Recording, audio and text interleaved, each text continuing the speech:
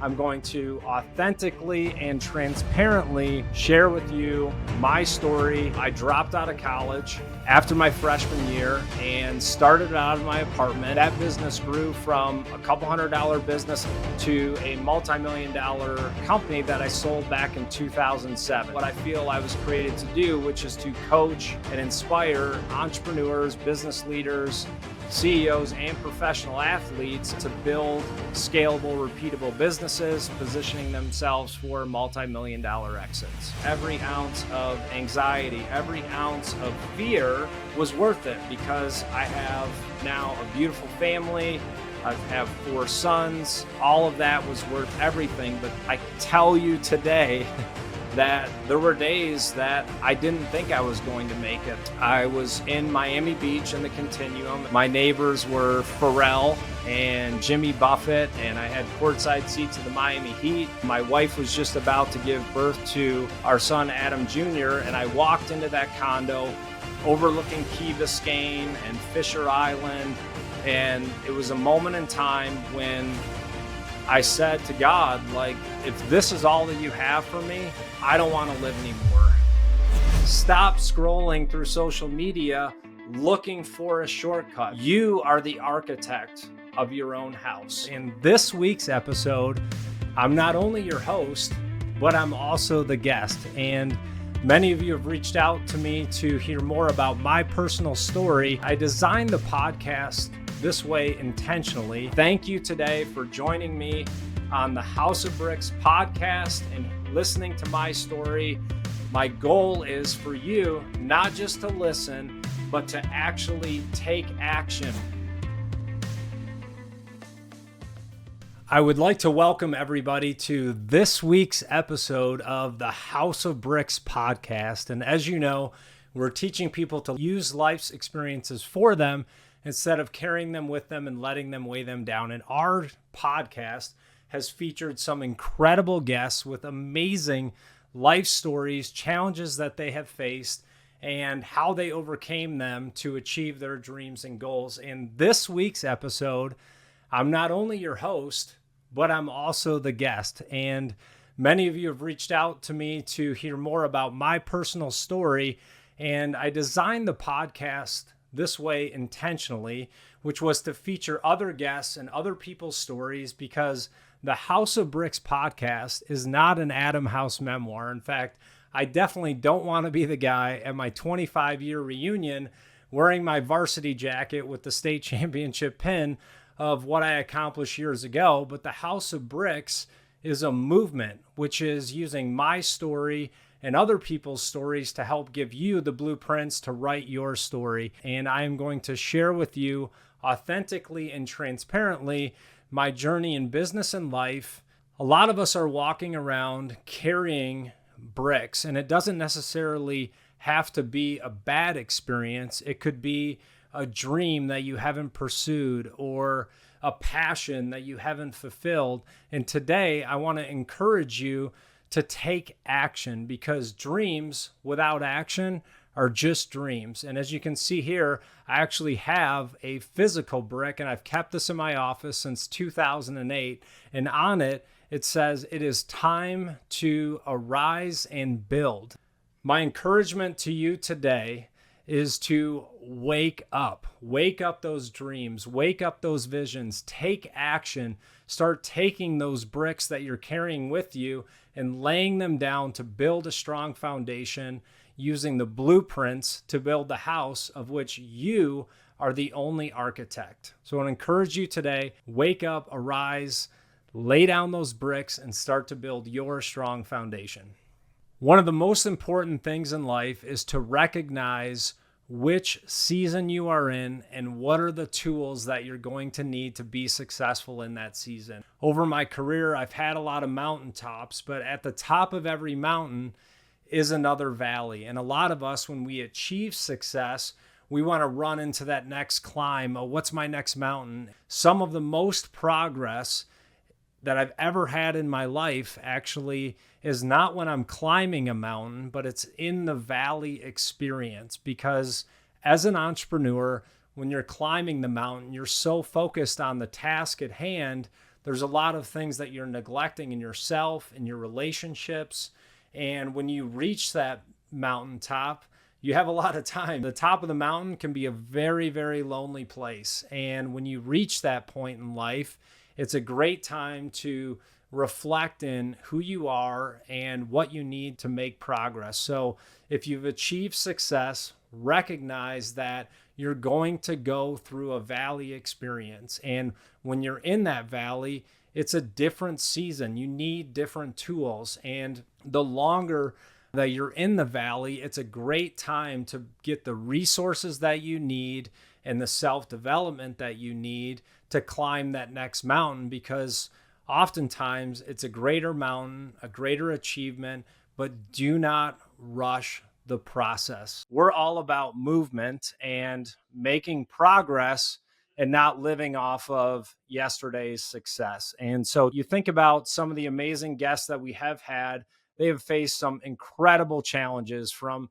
being homeless to winning Super Bowls to winning NBA championships. And one thing I want to make clear is that all of the experiences we go through in life, they're real to us. So if you see someone that is in a worse situation than you are, of course, you're going to feel empathy towards them and have that feeling of, how come I'm not happy in life? Look at their situation. But all of our problems that we face in life, they're real to us. And we have to develop the tools and develop the mindset of how to use those experiences for us instead of carrying them with us. And I've been an entrepreneur for over 25 years, having started 5 businesses in 5 different industries. And my first company, so I dropped out of college after my freshman year and started out of my apartment. It was a direct marketing company. We were selling leads to mortgage companies. At that time, I was probably too ignorant and too dumb to realize that it's a bad idea to start a business with $200. The success rate is probably 99.9% guaranteed failure. But I believed in the opportunity, believed in what I was doing. And that business grew from a couple $100 business out of my apartment to a multi-million-dollar company that I sold back in 2007.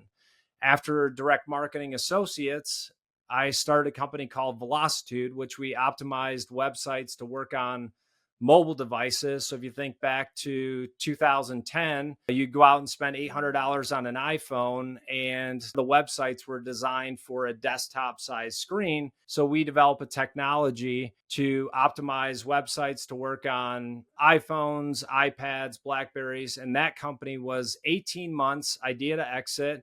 We sold it to Akamai Technologies.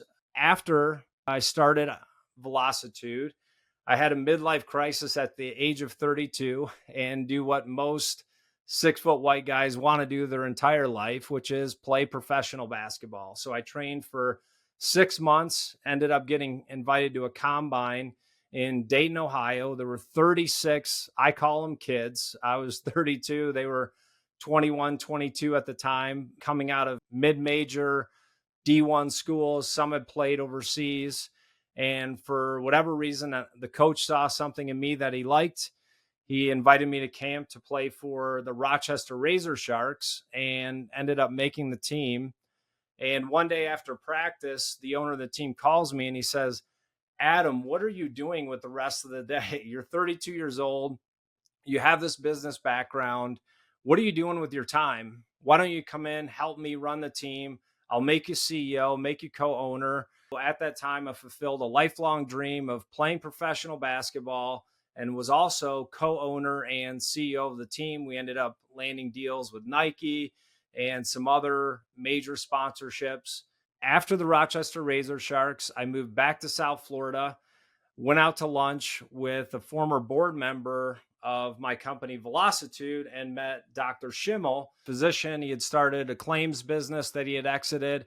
And he literally drew on a napkin and said, "Adam, I want to build a healthcare analytics company that does this, this, and this, looks at peer-to-peer comparison, looking for how to reduce healthcare costs." And after he shared that with me at lunch, shook hands, we became 50-50 partners.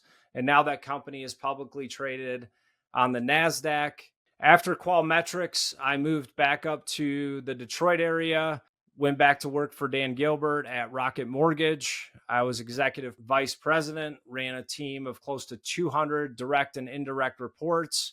After Rocket Mortgage, joined Sales Transformation Group, grew that from a 5 team member company to over 20 employees. We raised $2 million in capital, built a recurring revenue model, formed an advisory board, and now I am fulfilling and doing what I feel I was created to do, which is to coach and inspire entrepreneurs, business leaders, CEOs, and professional athletes of how to use life's experiences for them and to build scalable, repeatable businesses, positioning themselves for multi-million dollar exits. To talk to you a little bit about me personally, so I grew up in a lower middle class family. I love to say I'm one generation removed from the trailer park. So it's just to show you, no matter where you are in life or how you were brought up, there's always opportunity out there for you to pursue. And with the right mindset, life is a game. All you have to do is enter the race. And as long as you keep running, you have a chance to win that race.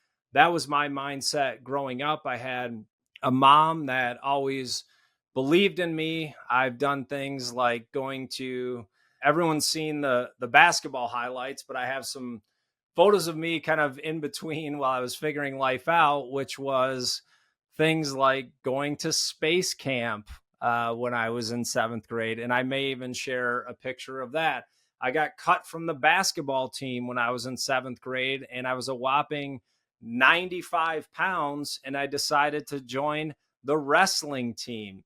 So I've tried a lot of things in life, and I found my lane in business and in basketball. I've talked about my business success from a personal standpoint. I was what you would call a late bloomer. My grandpa was one of those people that always spoke life into me and said, keep your eye on Adam.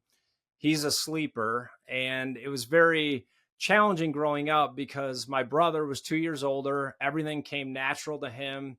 Any sport he played, whether it was golf, basketball, football, baseball, he had to put in very little effort and had a lot of success. And me trying to keep up with him, of course, that was disappointing and challenging at the time, but it created a work ethic in me and a desire to be great that's rewarded me for the rest of my life. I remember in middle school, we've all gone through different challenges in life, and we talk about life's experiences being like bricks. One of the heaviest bricks that I was handed was when my parents got a divorce. So I remember like it was yesterday, my mom went away for the weekend. She said to my dad, hey, Jerry, if you're going to leave me and your 2 sons, you're going to tell them yourself. So she was gone for the weekend. She calls him on a Sunday and she says, Jerry, have you told your 2 boys yet? I was at the age of 10. My brother was 12. She said, hey, have you told the boys yet? He said, no, but I'll go tell them now. And my brother and I, we were playing in the basement, remembering it again like it was yesterday. My dad came to the top of the stairs and he said, Adam and Ryan, it's not working out between mom and I. I'm leaving the family. And we sprinted up the stairs, grabbed onto his leg. I think we were dragged out into the driveway, hanging onto his suitcase and leg. And he just said, I gotta go. No judgment towards my dad, but that definitely put a brick in me, put a brick in my brother of one that we really had to carry and have dealt with for a long, long time. And when you think about what people go through, so we've had some guests that have shared some really traumatic stories that they've gone through. And I certainly don't look at my life and say I've had the most traumatic life. There's people that have had much worse situations than me growing up, but I do feel that I am called, and the House of Bricks platform is a place where people can share their experiences, because whatever you go through in life is real to you. So when you look at someone else's life, you may feel even guilty. Why am I down? Why am I carrying these bricks with me? Well, your situation is real to you. And so I want to encourage you today to look at your life, look at those experiences, look at the bricks that you're carrying and how can you take those and use them to build a strong foundation. After my parents got a divorce, it was a very challenging time for me. As for any son to lose a father or a daughter to lose a father, your parents are there to raise you and to be together, and you go through that experience. That situation filled me with a ton of anger, a ton of unforgiveness. I think from seventh grade to 10th grade, I was in 4 or 5 different schools, getting kicked out for fighting and disobedience. I was rather unruly, but I was very fortunate because my mom remarried my stepdad, Mike Critch, who was a complete opposite of my dad. He was a parole officer and a counselor and an attorney. I remember even when I would get in trouble, he was so patient. I would look at him and just say, just yell at me, dad. Like, just yell at me. I wanted him to get frustrated because that was the environment I grew up in. But he always believed in me. And he talked to my mom and said, Adam needs discipline. And they sent me to Brother Rice High School, all boys Catholic school, which their core values were respect, integrity, character, and excellence. The environment that they created was one of that excellence. It was popular to do well in school. It was popular to be a good human being. It was popular to do well in sports. When I got in that environment, I really thrived and it changed my life. I started to do well in school, do well in sports. That really even set me up for success in business. When I was 21 years old, I met my best friend, someone that was specifically, I believe, designed by God to go on the next 25-year journey of my life, which was Vanessa House. Vanessa and I have been married for 20 years. We've been together for 23 years. And this isn't one of those, hey, I got to make sure I get my wife into the podcast. But we all talk about the success of an entrepreneur.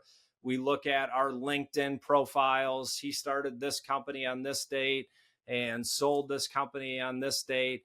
But what most people don't realize is, what have you done with the dash? That's where the real life happens. When you look at a tombstone, born on this date, died on this date. Well, what did you do with the dash? And it was that in between of all of these companies. So the sleepless nights, the anxiety, the sneaking my laptop into bed, waiting for her to fall asleep, rolling over under the covers, and I'm sending emails, like all of those things. I was giving the best of myself during the day.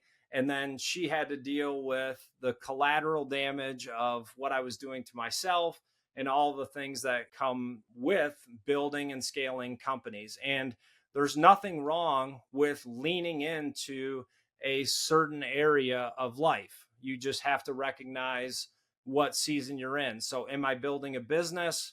I'm leaning into my business. Well, other areas are going to suffer. You're going to suffer personally. Your family's going to suffer. But it's that communication and really finding the right partner. So it's not even who you're married to, but it's the people around you, your friendships, like all of those things. The more you lean into your family, your business may suffer. So it's just an awareness of what season am I in and what collateral damage can that cause to either me personally or to the people that you love the most around you. And I look at my life, every ounce of sleepless nights, every ounce of anxiety, every ounce of fear was worth it because I have now a beautiful family.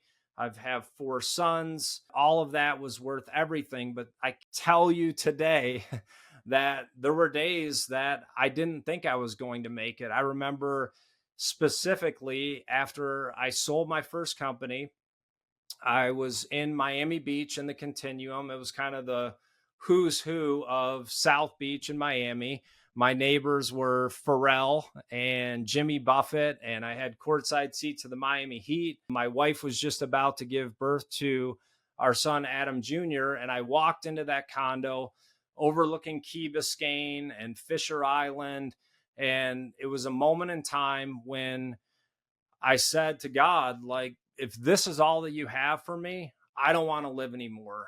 And it wasn't like I was about to jump off the balcony, but I had realized all of the sacrifice, the damage to myself personally, to build that business, to achieve, to prove that I was more than enough. I had just decided that it wasn't worth it. And so I remember saying to Vanessa, I'm in a bad place. I need you to take the dog. We had a dog at the time, and go away for 3 days. I'm an extremist. So I said, I am going to go out on the balcony for 3 days. I am going to wrestle with God until he tells me why I am here on this earth. So I was new to living in Miami. And if you've ever been to Miami in the summer, you know it rains every day at 3 o'clock. So I started whatever day of the week it was in the morning. I was like, all right, I got this. I had my journal. It was an iPod at the time, listening to music, just waiting for God to really give me that purpose. And about 3 o'clock comes the Miami afternoon shower. So if you ever seen the movie Waterworld, well, I was like Kevin Costner out on a yoga mat, and it was just, pouring rain. Once I make a commitment, I keep a commitment. So no matter how much it rained, lightning, thunder, wind, I was out on that balcony and I was going to stay for 3 days. And about a day and a half in, all I heard was, Adam, you hate your father. And it was one of those moments. It wasn't like God appeared in a cloud or a burning bush, but it was just a feeling inside of me. It was a brick that I was carrying of unforgiveness and resentment and hatred towards my dad. And it was killing me on the inside. And I hadn't talked to my dad since high school. So I picked up the phone, called my dad and said, Dad, I release you of any unforgiveness, any expectation. We started to work on repairing our relationship. One thing I didn't know about my dad was that he had remarried, and the person that he remarried was bipolar, who decided not to tell him till after they were married. And she ended up getting arrested.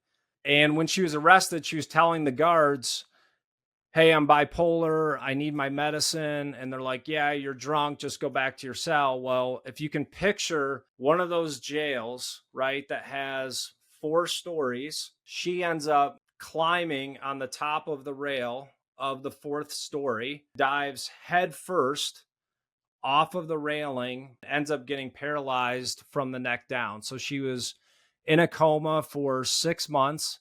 She comes out of the coma. My dad says to her, you're paralyzed from the neck down. Do you want to live? Her response was, if you stay with me, I'll live. A great story.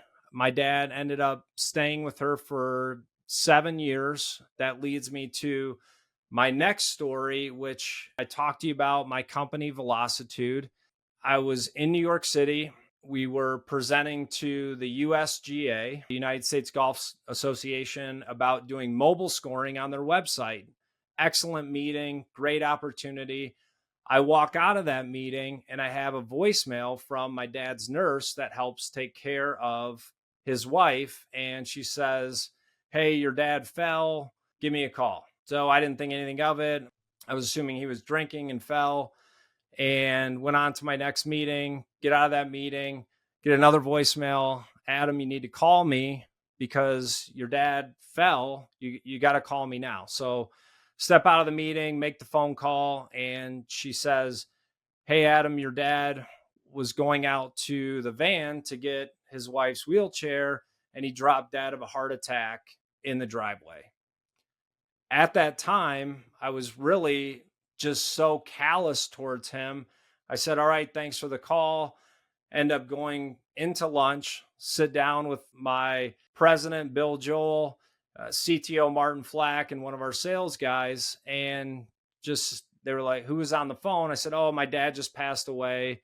What are you guys eating for lunch? And they're just kind of looking at me like, Adam, your dad just passed away. But as you can tell, I've softened a little. Look at all these smiles. You've seen me smile and smile more throughout building the house of bricks, but I wasn't the easiest person to say anything to. So They just kind of ate lunch with me. We went on, ended up closing two more deals, did a presentation. And I remember we were in Times Square, and Bill, who I mentioned before, he's not only been working with me now for 13 years, but one of my best friends in life. He's been faithful in everything I've done, just been a consistent, steady in my life through all of these ventures since Velocitude. And he looks at me, and he says, Adam, your dad just passed away. You need to go home to Detroit. And I was kind of out of sorts. And I said, all right, I'll call American Express and get a ticket to Detroit. I think they had a flight flying out of Newark. I said, Bill, he's a world traveler. I think he's lived on all seven continents, probably even the moon as much as he's traveled. But I said, can I get to Newark by 7 o'clock? And we look outside into Times Square. So imagine 4:30, 5 o'clock, rush hour, yellow cabs everywhere. Like, there is no way I can make it to the train station by 5 o'clock and get to Newark by 7. And I look over and I see this rickshaw. So I walk over the rickshaw and I tell him, if you can get me to the train station within 20 minutes, I will give you $100. And it was just one of those moments you will never forget. So imagine I'm on a rickshaw looking at this guy's sweaty back, just cranking through New York City, weaving in and out of taxis. I got my suitcase next to me. I'm looking at, at all these buildings, and I'm like, God, what am I doing? What is going on? We ended up making it to the train station. And of course, I get to the train station and there is a mile long line. And I'm like, how am I going to get through this line, get on the train, and get to Newark by 7 o'clock? So, being the creative entrepreneur that I am, I run to the front of the line and I say, hey, my dad just died. I got to get to Detroit. And classic New York behavior, the guy turns around and said, yeah, my dad just effing died too. I'm getting the next ticket. So I kept asking person to person to person. Finally, a guy lets me in, end up making the train, made my flight home, and was able to respectfully and honorably bury my father in his hometown. A lot of respect for him. So as a parent now, you realize that parents are just kids that grew up and had kids. They don't come with a manual. And my dad was fighting his own demons. And so I've just gone through a process of releasing him of any judgment, any expectation. It really not only changed my life and created a lot of freedom, but also I've seen that impact in my own kid's life. Now that I have four sons, I've made a lot of mistakes.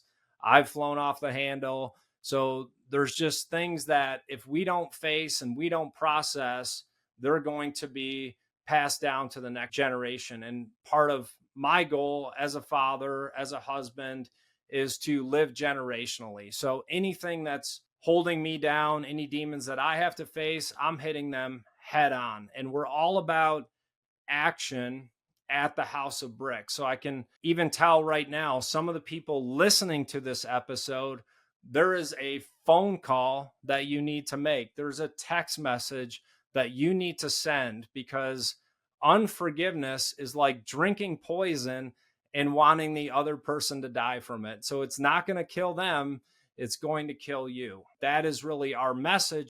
Taking those bricks of bad experiences, taking bricks of unforgiveness, taking bricks of regret, and you process them. And then as you lay them down, you build that strong foundation. And that foundation is going to be strong for you to build the house with the blueprints that you're not only going to learn from us, but you learn in life, to build the house that only you can build. Our story is like a house, and we all have our own design. Just like everyone has a unique fingerprint, we all have a unique story to tell.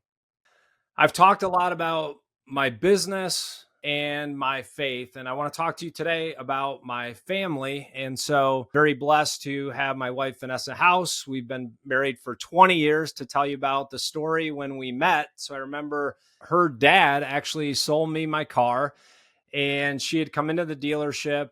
Him and I got along great. She calls him and says, "Oh, this is a guy you need to meet." She ends up coming into the dealership. We see each other, but don't exchange phone numbers. She was modeling in Europe at the time. I purchased the car about 4 months later, ended up seeing her out at night, and I'm walking by and she's like, "Wait a minute, you're that guy." And I didn't remember seeing her in the dealership, but I was like, "Yeah, I'm that guy." And she ended up giving me her phone number. This was a Thursday night. Of course, I ended up losing it that night. This is, I think, before you entered phone numbers into cell phones. I think it was written on a napkin. Lost it. That Sunday, I was driving home and I said, "Man, I got to get that girl's phone number." So I call her dad. So typical Italian father. I call him up, totally just shooting the breeze with him. "Hey, I love the car. And by the way, did you guys get that new car wash put into the dealership?" He's like, "Yeah, Adam, it's been here for 4 months. You've actually used it." I was like, "Well, yeah, anyway, great. I saw your daughter out on Thursday. Can I get her phone number?" There was a dead silence on the phone. He goes, "Adam, I'll let her know you called." Hangs up, and I kept waiting, day after day. And I think on the third day, and Vanessa will admit this to you now, she was doing the 3-day rule. So she wanted to call me the first day, but waited 3 days. She ended up calling me, went on a date, knew almost immediately that we were supposed to be together. We've been married for 20 years. We now have 4 amazing sons.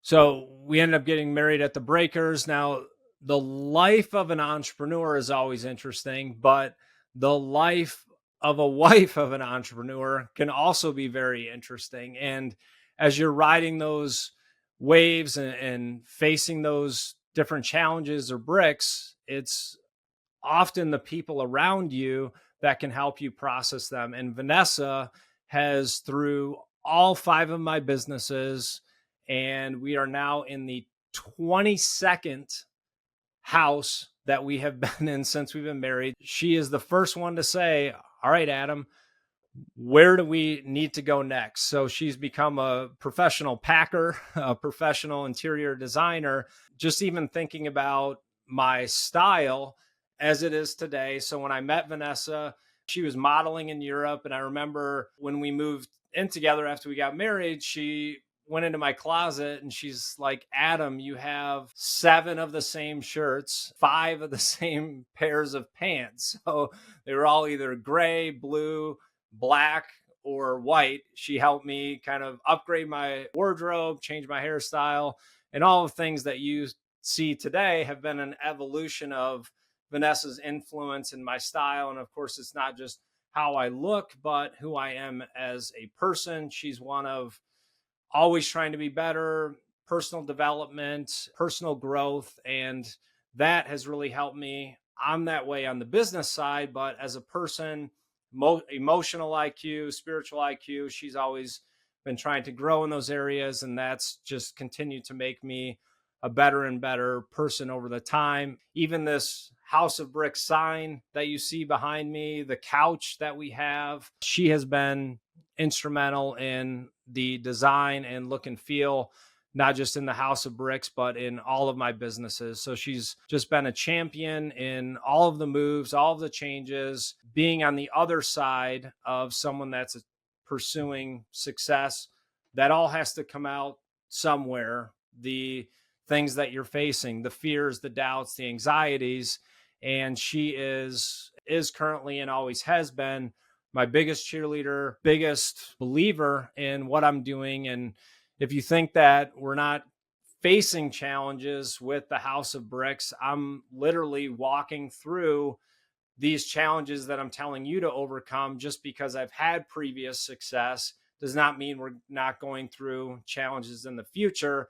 And if you're not facing challenges, you're on your way out. You're either growing in life or you're dying. With growth comes resistance, it comes challenges. And I continue to face those even with what we're doing with the House of Bricks. So I'm a proud father of 4 amazing sons, and just talk to you about the journey of being a father. I remember specifically the birth of my firstborn son. I couldn't wait to name him Adam House Jr. and be the father that I always wanted growing up. And of course, my dad did the best that he could. My parents did the best that they could. But of course, there's always those unmet expectations of fathers. And as I've mentioned before, parents are just kids that grew up and had kids. The older I get, the older my kids get, I see that there's mistakes that I've made in my life. And I hope I'm teaching them that it's not about the person's actions, but it's about their intentions. And my intent is to be a great husband, be a great father. And I have pictures of my boys. I remember when my firstborn son, Adam Jr., was born, like walking on the beach, and we're like looking into the distance out in Miami. And there was just like all this promise that I felt over his life.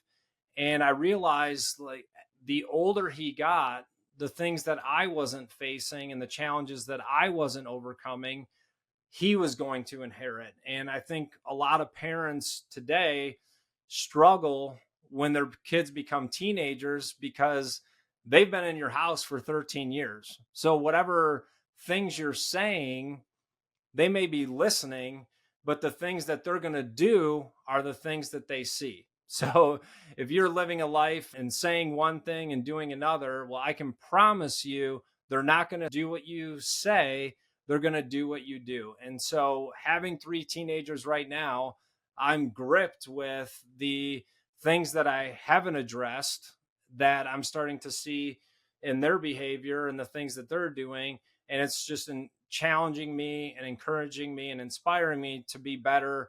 And I'm really just obsessed with growth and the growth process. The more wins that I can achieve in my life, the better off their life is going to be.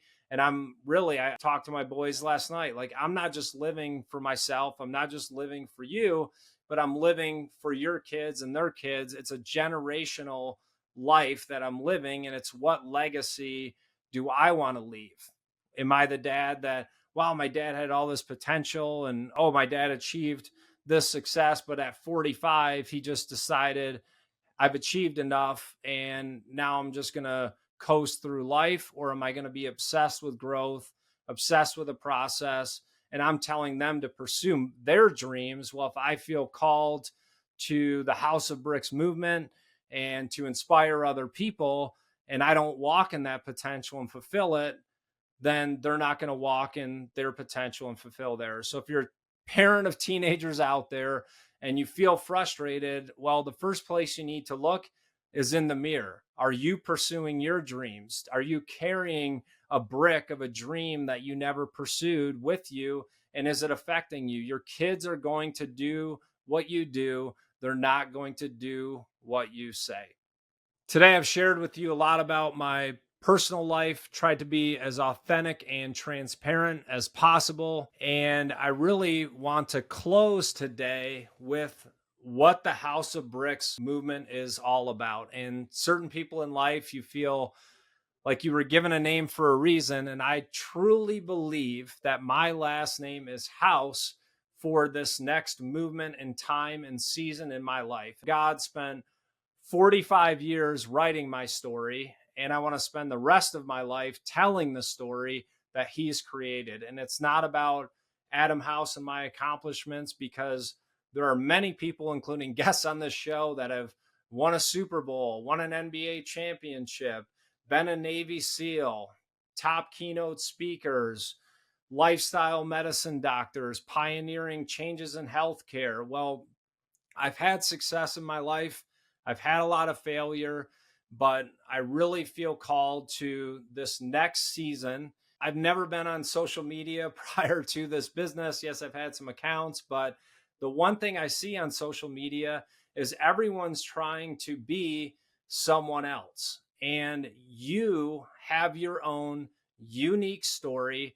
And the House of Bricks platform is to help draw that story out of you, take your life's experiences, help you build a strong foundation, and for you to use those blueprints to design the house that you were created to build. You are the architect of your own house. That is why I'm doing this podcast. And I can promise you, we are facing challenges every day.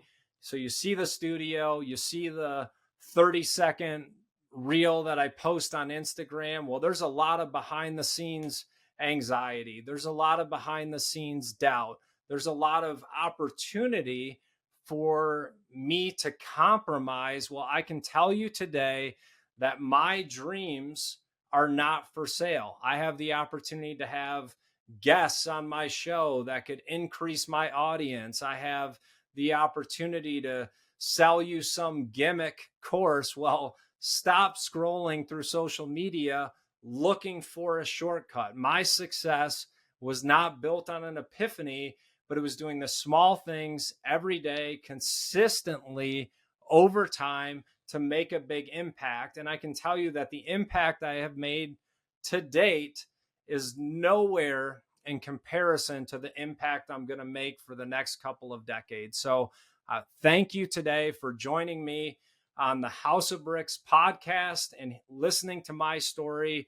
My goal is for you not just to listen, but to actually take action. Pick up the phone, call the person that you're harboring unforgiveness to, start that business idea, take that dream, put it into action, and make progress. And your dream may not come true overnight, and that dream may not come true at all, but that dream may lead to the dream that you were actually created for. And if you're on the verge of leaving one season and entering a next, well, make the decision, close the door on the old season, and don't look back. Step into the new season. Just like a house has different rooms, your life has different seasons. And so once you enter into a new room, close the door, make the most of that season until it's time to move on to the next. So if this episode inspired you, I am asking you to take action, and you can help all of us that are a part of the House of Bricks movement by liking this video, sharing this video, sending it to people for them to hear this message. Let it inspire them. You never know what ripple effect that one decision, that one person that you share it with can impact thousands. So thank you for joining me on this episode of the House of Bricks podcast, and I'm looking forward to seeing you next week.